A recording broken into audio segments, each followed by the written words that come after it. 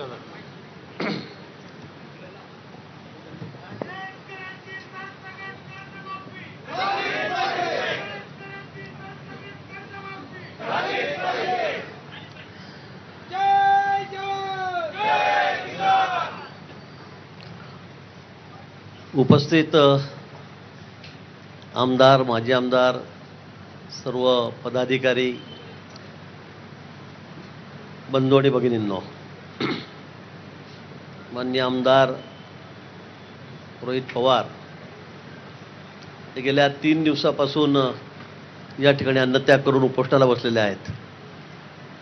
खरं म्हणजे मी दादांचं माझ्या सकाळी बोलणं झालं, मला फोन आला आणि त्यानंतर मी दादांना विचारलं की दादा तुम्हाला हा सल्ला कोणी दिला, कारण मी कापसासाठी 11 दिवस उपोषणाला बसलेलो होतो जळगावला. आपल्याला कल्पना असेल ते 10-10 हजार लोक सकाळ संध्याकाळ रात्र झोपायला सुद्धा तिथे झोपायचे लोक. त्यावेळेला तो इतका गहन प्रश्न होता की कापसाला 6,000 रुपये भाव द्या म्हणून मी उपोषण केलं. खूप गर्दी असायची. देवकरप्पा आपल्या मंत्रिमंडळामध्ये होते, जळगावचेच होते. त्यांचं घर 500 फुटावरच होतं जिथे मी उपोषणाला बसलो.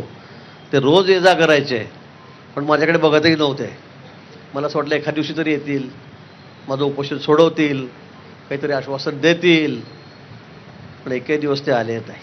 5व्या-7व्या दिवशी मी त्यांना निरोप पाठवला, कार्यकर्त्यांना पाठवलं आणि म्हटलं बाबा त्यांना विचारा आपण ना की आपले चांगले संबंध आहेत, मला एकदा विचारा तर माझं उपोषण तर सोडा, काही आश्वासन तर द्या, वरती बोला.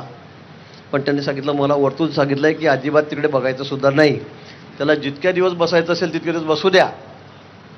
आता सांगायला मला हरकत नाही, अजितदारांचा कडक निरोप त्यांना होता की तिकडे बघायचंच नाही त्याच्याकडे, गिरीशकडे, त्याला बसू द्या तिथे काय उपोषणाला बसायचं असेल तर. आणि असं माझं 11 दिवस उपोषण चाललं. शेवटी मुंडेसाहेब आलेत, देवेंद्रजी आले, मुनगंटीवारची मित्र त्यावेळेला होते, सगळे आम्ही आमची टीम होती, सगळे त्या ठिकाणी आलेत आणि मग त्यावेळेला ते उपोषण त्या ठिकाणी माझं सुटलं. आणि म्हणून मी म्हटलं की उपोषणाच्या भानगडीत पडायचंच नाही. आपलं काय मार्ग असेल, सदस्यीर आपण आमदार आहोत, आपण विधिमंडळात मांडू शकतो. कर्जमाफी झाल्यानंतर खरं म्हणजे मी दादांना म्हटलं की तुम्ही एक पत्र द्यायचं होतं मुख्यमंत्री महोदयांना लगेच 2-4 दिवसामध्ये की साहेब मला वेळ द्या, हे जरा थोडंसं मला चुकीचं वाटतंय, माझ्या काही याच्यामध्ये सूचना आहे. आपण सांगितलं असतं साहेबांनी वेळ दिला असता, म्हणजे उपोषणाची वेळ आपल्यावर आली नसती आणि यातून मार्ग लवकर निघाला असता. पण आपण तसं न करता इतर उपोषणाचा मार्ग स्वीकारला. ठीक आहे, तर आपल्याला वाटलं आपण त्या ठिकाणी बसलेला आहात, पण आता या संदर्भामध्ये काहीतरी मार्ग निघाला पाहिजे. आपल्याला माहीत आहे 17मध्ये देवेंद्रजी मुख्यमंत्री असताना आम्ही त्यावेळेला कर्जमाफी केली होती. नंतर यावेळेला तर मागणी नसताना खरं म्हणजे निवडणूकही नव्हती. आता 4-6 झाल्या निवडणुका, महापालिकेच्या झाल्या, नगरपालिकेच्या झाल्या, विधानसभेच्या तर 1.5 वर्ष झालेले आहेत, लोकसभेच्या झाल्या. मागणी नसताना अचानक मुख्यमंत्री महोदयांनी निर्णय जाहीर केला, समिती नेमली, निर्णय केला आणि जवळपास 37,000 कोटी रुपये आपण शेतकऱ्यांची कर्जमाफी यातून केलेली आहे. मोठी रक्कम आहे. ठीक आहे, आपलं काही त्या बाबतीत वेगळं म्हणणं असेल आम्ही समजू शकतो, पण याच्यामध्ये मित्राचे CEO प्रवीण परदेशी यांच्या अध्यक्षतेखाली 5-6 सगळे सेक्रेटरी आहेत प्रमुख खात्यांचे, ते या समितीत होते. त्या समितीने 2 महिने अभ्यास केला आणि त्यातून सगळे हे निकष लावून ही सगळी कर्जमाफी या ठिकाणी केलेली आहे. आणि हा आकडा जवळपास 37,000 कोटी रुपयापर्यंत येतो आहे, 37,000 रुपयापर्यंत, 37,000 कोटीपर्यंत. आणि मग हा निर्णय या ठिकाणी झालेला आहे. पण दादांना असं वाटतं की यात सुधारणा झाली पाहिजे. मुख्यमंत्री महोदयांनाही सकाळी कानावर टाकला. आपण म्हटलं आपल्या मागण्या काय, मग मला ते नेमके त्या सांगा. त्या आल्यावर मी मुख्यमंत्री महोदयांशी त्या ठिकाणी बोललो. म्हणजे ठीक आहे, या बाबतीमध्ये समिती आहे, त्यांच्यापुढे त्यांनी लेखी स्वरूपात जर दिलं तर चर्चा होऊ शकते, सकारात्मक निर्णय होऊ शकतो. पण त्या ठिकाणी आपल्याला चर्चा करावी लागेल, आपल्याला बसावं लागेल. इथे बसून असा तडकाफडकी निर्णय होणार नाही की झालं दिलं, असं होणार नाही. शासन आपल्याला कल्पना आहे अतिशय सकारात्मक आहे शेतकऱ्यांच्या बाबतीमध्ये. ज्या वेळेला नैसर्गिक काही क्लायमेटी आल्यात, आपत्ती आल्यात, त्यावेळेला प्रत्येक वेळेला मग कांदा उत्पादक शेतकरी असो, ते द्राक्ष बागायतदार असो, का त्या ठिकाणी केळी उत्पादक असो, का ऊसावाले, सगळ्यांना शासन या ठिकाणी मदत करतं आहे. आता अवेळी पाऊस पडतोय, अवेळी गारपीट पडते, अवेळी वादळ सुटतंय, निसर्गाचं सगळं चित्र बदललेलं आहे आणि त्यामुळे नुकसानही खूप मोठं आहे. अतिवृष्टी अशी होते की सगळे शेतं वाहून गेलेत.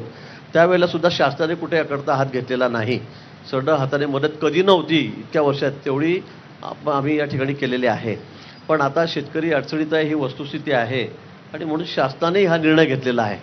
पण या उपरही आपल्याला असं वाटत असेल की यात काही सुधारणा झाली पाहिजे की त्यामुळे शेतकऱ्याचा अधिक फायदा होईल, तर या बाबतीत मला असं वाटतं की आपण मुंबईला यावं. 22 पासून अधिवेशन आहे. आपल्या म्हणण्याप्रमाणे मी सांगेल की आपण अधिवेशनाच्या आधी या ठिकाणी बैठक घेऊ. त्या जे CEO आहेत मित्राचे प्रवीण परदेशी त्यांना बोलवू, सेक्रेटरी सगळे त्यातले जे सदस्य आहेत मेंबर त्यांना आपण त्या ठिकाणी बोलवू, आपण त्याच्याशी चर्चा करू. आपली त्याची भूमिका समजून सांगा. CM साहेबांनी सांगितलं आहे मला 22 तारखेच्या आत या ठिकाणी आपण बैठक घेऊ आणि याच्यावर काय असेल जे योग्य असेल तो तोडगा निश्चित याच्यामध्ये काढू, सकारात्मक निर्णय या ठिकाणी करू, असं CM साहेबही मला म्हणलेले आहेत. आपण पटवून द्या की बुवा असं केल्याने असं होईल, तसं केल्याने तसं होईल, कारण एक खूप चर्चा करून हा निर्णय झालेला आहे. पण तरीही आपल्याला वाटत असेल तर मला वाटतं आपण 22च्या आधी अधिवेशन सुरू होणार आहे, तर 22च्या आधी आपण याच्यामध्ये बसून या ठिकाणी चर्चा करू. शेवटी CM साहेब जो निर्णय घेतील तो आपल्या सगळ्यांना मान्य असेल आणि यातून मला वाटतं मार्ग निघेल. उपोषणाला बसून अजून 5 दिवस बसले, 7 दिवस बसले, 8 दिवस बसले असा मार्ग निघणार नाही. तब्येतीला आपण जपलं पाहिजे, कारण आपल्याला माहिती आहे उपोषण करून काय काय त्याचे परिणाम होतात ते मी भोगलेले आहे. त्यामुळे मलाही वाटतं की आता आपण फार जास्त वेळ या ठिकाणी न बसता आपण आज उपोषण सोडावं. आपल्यासमोरच मी या ठिकाणी चर्चाही केलेली आहे आणि त्यामुळे 22 तारखेच्या त्या संदर्भामध्ये आपण एक सविस्तर बैठक घेऊ आणि त्यामध्ये काय असेल तो योग्य निर्णय करू. आणि म्हणून माझी आपल्याला या निमित्ताने विनंती आहे की आपण आता उपोषण सोडावं.